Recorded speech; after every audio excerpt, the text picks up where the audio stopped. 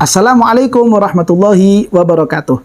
Alhamdulillah, para pemirsa, para pengikut channel YouTube MZT Malang Raya dimanapun Anda berada, kita bisa berjumpa lagi pada kajian kita bisa berjumpa lagi pada tayangan kita.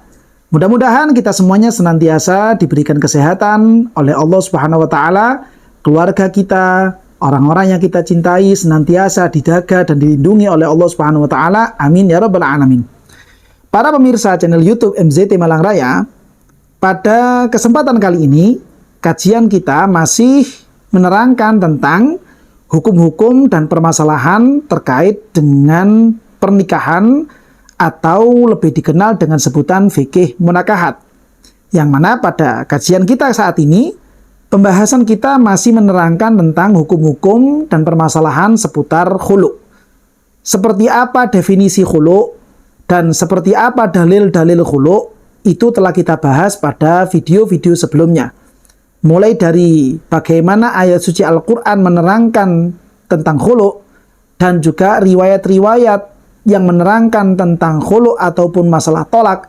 Begitu juga sejarah pertama peristiwa khulu ini terjadi di masa Rasulullah Shallallahu Alaihi Wasallam, yang mana itu adalah peristiwa dari sahabat perempuan yang bernama Ummu Habibah. Beliau ingin pisah dari suaminya, lalu kemudian diiyakan dan disetujui oleh Rasulullah Shallallahu Alaihi Wasallam dengan alasan-alasan yang muncul yang disampaikan oleh Ummu Habibah, sehingga kemudian kebun yang dulunya pernah menjadi mahar, menjadi mas kawin dari suami Ummu Habibah, diperintahkan oleh Rasulullah supaya dikembalikan kepada si suami, dan Rasulullah memerintahkan suami beliau untuk menerima kebun yang dikembalikan oleh istrinya, yaitu sahabat besar Ummu Habibah. Ini menjadi sejarah bagaimana peristiwa khulu pertama kali itu muncul di agama Islam. Maka pembahasan kita kali ini, yang mana telah kita pahami bahwa khulu ini hukumnya adalah makruh. Sebab Allah Subhanahu wa Ta'ala telah menyampaikan, maksud kami dalam riwayat hadis, Rasulullah Shallallahu Alaihi Wasallam telah menyampaikan bahwa abghadul halali ilallah at-tolak, yang mana satu tindakan yang sebenarnya itu dihalalkan oleh Allah Ta'ala, namun itu merupakan tindakan halal yang tidak disenangi, tidak diinginkan oleh syariat kita, adalah peristiwa tolak atau tindakan tolak. Ini merupakan dalil keterangan riwayat hadis baginda Rasulullah Shallallahu Alaihi Wasallam tentang kemakruhan tolak itu sendiri. Termasuk di dalamnya adalah tindakan khulu. Sehingga tolak dan khulu secara mendasar hukum awalnya adalah makruh, sebagaimana riwayat hadis dari Rasulullah Shallallahu Alaihi Wasallam seperti tadi yang kita sebutkan. Hukumnya adalah makruh. Dan telah kami sampaikan juga yang dimaksud dengan abghadul halal itu adalah seperti apa pada video sebelumnya telah kita bahas bersama-sama. Namun kemudian ada beberapa peristiwa, ada beberapa kasus, yang mana kasus-kasus khulu ini tidak lagi dihukumi makruh, tapi berubah menjadi hukumnya boleh, hukumnya adalah jawaz, yang itu kemudian disebutkan dan dicontohkan oleh Syekh Ibrahim bin Muhammad Al-Baijuri dalam hasyiah beliau terhadap kitab Fathul Qorib. Beliau, Syekh Ibrahim bin Muhammad Al-Baijuri, memberikan contoh, beliau memberikan pernyataan, wa yustasna minal karahati suwarun, yang artinya ada beberapa gambaran, ada beberapa kasus tentang masalah khulu, yang khulu ini hukumnya tidak lagi makruh. Dia terkecualikan dari hukum makruh. Hukum awalnya memang makruh, tapi dia kemudian terkecualikan dari hukum makruh. Minha, di antara beberapa gambaran itu, an yakhafa an la yuqima hududallahi fayakhtali'a khaufan min zalika. Yang artinya, ketika ada suami istri, yang mana suami istri ini memiliki dugaan kuat, memiliki perasaan yang kuat, dan hampir menjadi suatu keyakinan bahwa seandainya mereka berdua ini melanjutkan rumah tangga, melanjutkan ikatan suami istri, itu justru akan bisa menyebabkan mereka berdua ini tidak bisa melaksanakan perintah-perintah Allah.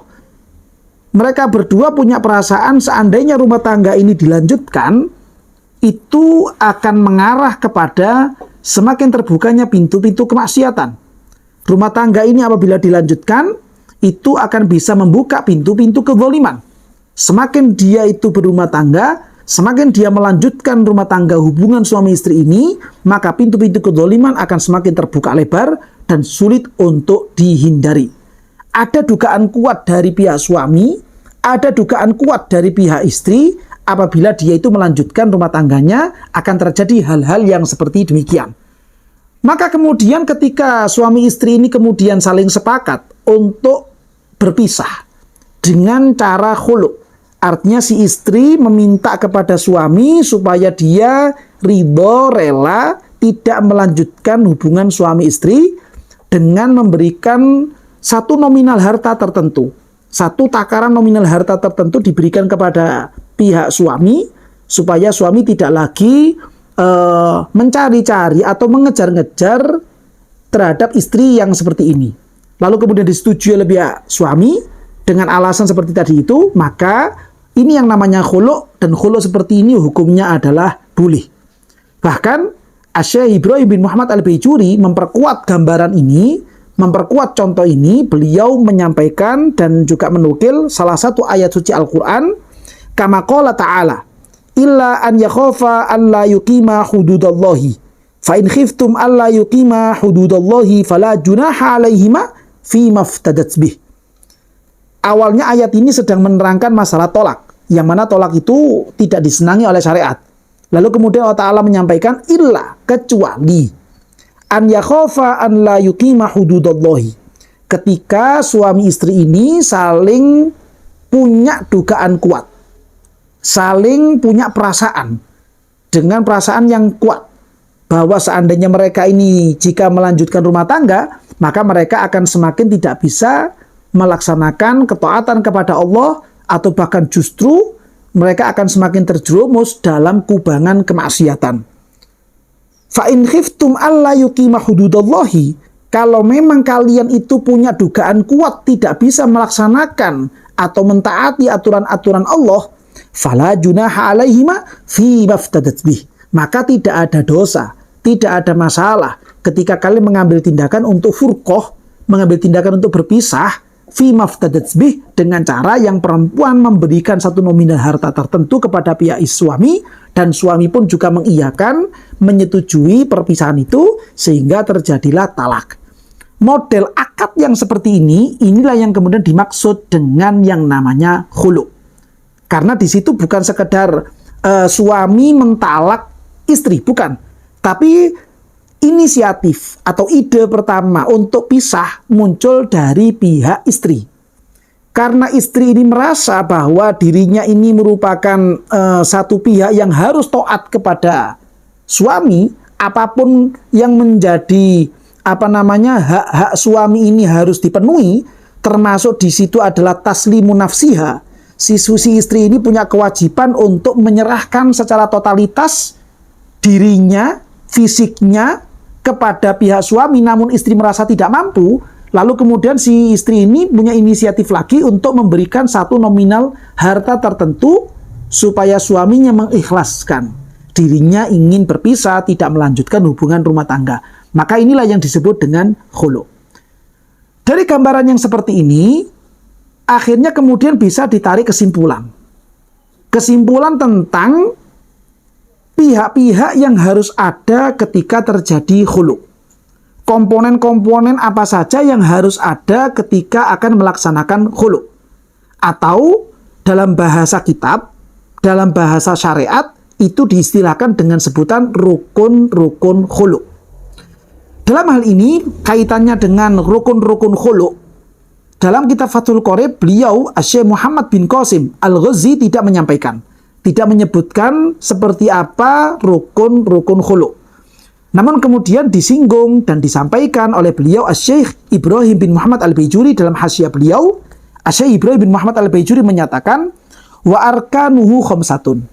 Rukun-rukun khulu' ini jumlahnya ada 5. Sehingga ketika ada suami istri yang ingin melakukan khulu, maka 5 hal ini harus terpenuhi, harus ada, tidak boleh tidak. Kalau sampai salah satu saja dari rukun-rukun ini ada yang tidak terpenuhi, maka bisa-bisa khulu'nya menjadi tidak sah, dan itu nanti jatuhnya adalah talak, sehingga tidak ada kewajiban untuk membayar membayar harta dari pihak istri kepada pihak suami. Terjadinya hanya terjadi talak. Dalam hal ini Syekh Bajuri menyatakan arkanuhu khamsah, rukunnya ada 5. Yang pertama, multazimun lil iwadi, ada pihak yang memang bersedia menanggung membayar iwad, pihak yang bersedia untuk menanggung membayar harta nominal tertentu kepada pihak suami. Multazimun lil iwad ini bisa istri itu sendiri kalau memang dia itu punya harta, atau pihak lain, orang lain yang memang bersedia bertabarruk, dia sukarela membantu si perempuan ini untuk melakukan khulu' dengan suaminya.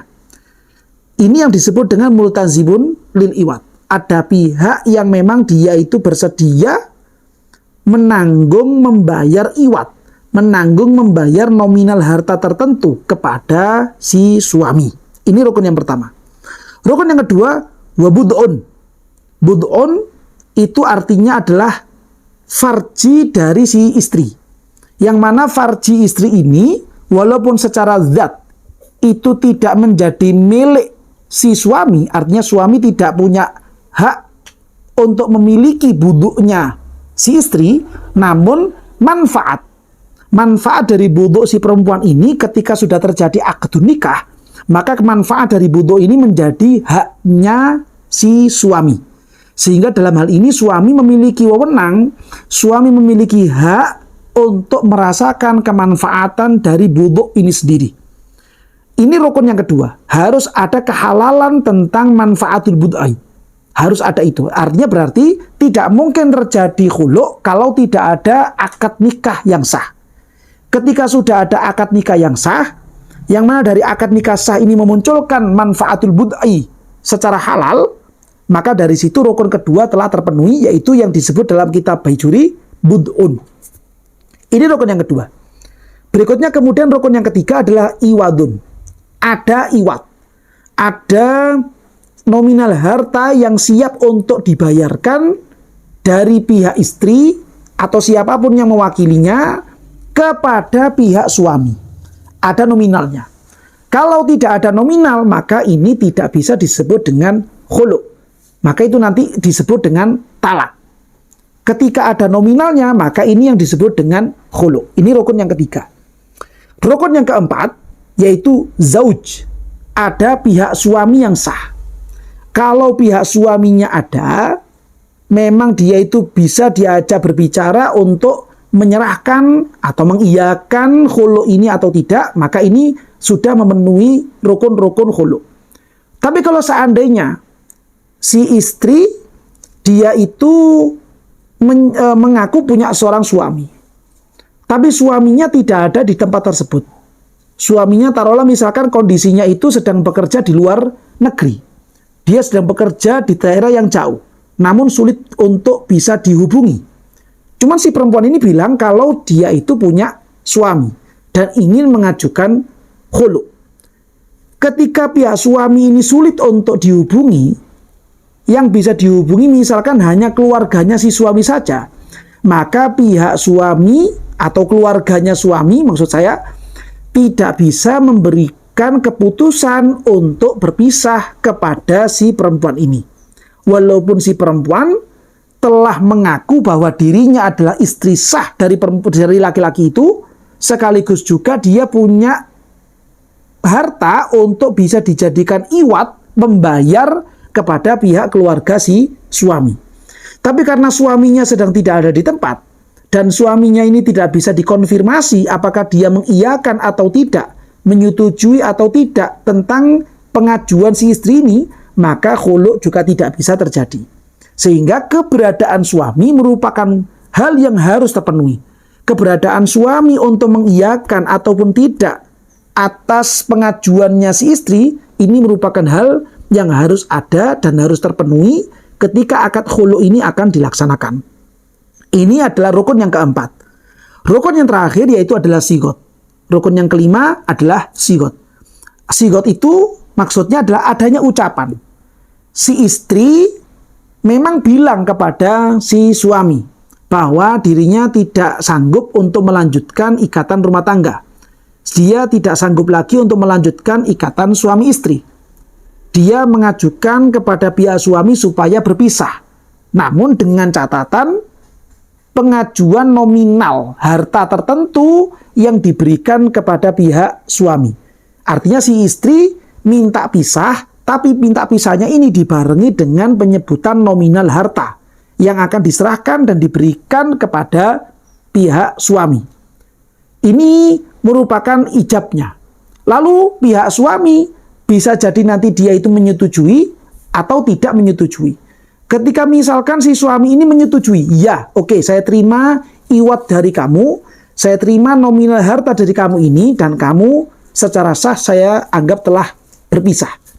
Nah, ini yang dimaksud dengan sigot. Kalau tidak ada omongan model seperti itu, taruhlah misalkan si istri ini hanya bilang, Mas, kita pisah saja. Saya tidak mampu untuk melanjutkan rumah tangga ini. Lalu si suami mengatakan, ya. Hanya ngomong gitu, tidak ada pengucapan nominal harta. Maka ini bukan disebut dengan khulu', itu disebut dengan talak. Apalagi kalau si istri ini tidak ada mengajuan untuk berpisah. Istrinya ya hanya menampakkan dirinya itu tidak merasa nyaman dalam berumah tangga. Dia hari-harinya cemberut saja, dinasihati sudah, dikasih masukan sudah, tapi tetap saja sikapnya si istri ini cemberut, bermuka masam di hadapan si suami. Lalu si suami secara tiba-tiba menyatakan, Dek, kita pisah saja. Kita tidak melanjutkan rumah tangga ini. Dengan niatan ngomong seperti itu supaya betul-betul pisah dan bercerai. Maka ini bukan disebut dengan khulu', tapi itu disebut dengan talak. Khulu' harus ada pengucapan dari pihak istri untuk berpisah dan ada penyebutan nominal harta yang akan diserahkan kepada pihak suami. Nah, inilah rukun-rukun khulu' yang perlu untuk dilengkapi ketika ada pasangan suami istri yang ingin melaksanakan khulu'. Namun, kami tetap menyarankan sebisa mungkin supaya kita sebagai suami istri tidak sampai melakukan pisah dalam ikatan rumah tangga. Seberapa besar masalah yang telah kita hadapi, penting untuk kita sadari bahwa Allah Subhanahu wa Ta'ala tidak mungkin memberikan ujian kepada hamba-hambanya dengan bentuk ujian yang tidak dimampu oleh pasangan suami istri ini. Sehingga penting untuk memunculkan kedewasaan dalam berpikir, kedewasaan dalam perasaan, supaya kita bisa terus sabar dalam menghadapi segala macam masalah ketika kita mengarungi bahtera rumah tangga. Yang namanya orang berumah tangga sudah merupakan hal yang lumrah ketika mereka berdua digonjang-ganjing, diganggu dengan berbagai macam masalah. Namanya saja juga rumah tangga, pasti akan ada masalah-masalahnya. Oleh karena itu, berangkat dari ini semuanya, kita senantiasa meminta kepada Allah Subhanahu wa Ta'ala dengan bertawassul kepada Rasulullah Shallallahu Alaihi Wasallam. Mudah-mudahan rumah tangga kita senantiasa dijadikan rumah tangga yang penuh dengan sakinah, mawaddah, warahmah, menjadi rumah tangga yang penuh dengan rasa cinta, penuh dengan rasa sayang, penuh dengan rasa kedamaian dan ketentraman. Dan mudah-mudahan dari rumah tangga yang seperti ini, anak-anak kita, cucu-cucu kita semuanya menjadi orang-orang yang soleh dan solihah. Bisa membanggakan hati kedua orang tuanya. Bisa membanggakan hati Rasulullah Shallallahu Alaihi Wasallam. Kiranya ini keterangan yang bisa kami sampaikan pada kesempatan kali ini. Mungkin barangkali ada keterangan-keterangan yang kurang jelas, atau mungkin ada pertanyaan-pertanyaan susulan, maka bisa Anda sampaikan melalui kolom komentar atau melalui nomor admin yang telah tertera pada layar YouTube Anda. Mudah-mudahan kita semuanya senantiasa diberkahi dan dirahmati oleh Allah Subhanahu wa Ta'ala. Amin ya rabbal alamin.